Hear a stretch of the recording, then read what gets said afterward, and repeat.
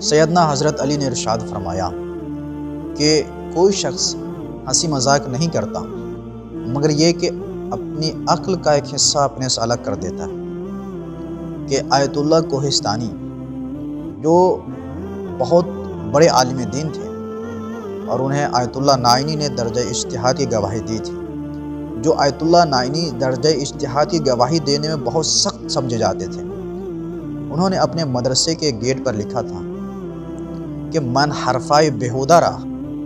کم تر از غذا حرام نمی دانا، کہ میرے نزدیک بیہودہ باتیں کرنے والا، بیہودہ باتیں کرنا حرام غذا سے کم اثر نہیں رکھتا۔ اگر کوئی انسان حرام غذا کھائے تو اس کا اثر یہ ہے کہ اس کے جسم میں، انسان کے جسم میں وہ غذا جب جاتی ہے تو وہ اثر دکھاتی ہے۔ اسی طرح انسان جب ہنسی اور مذاق کرتا ہے، بیہودہ کام کرتا ہے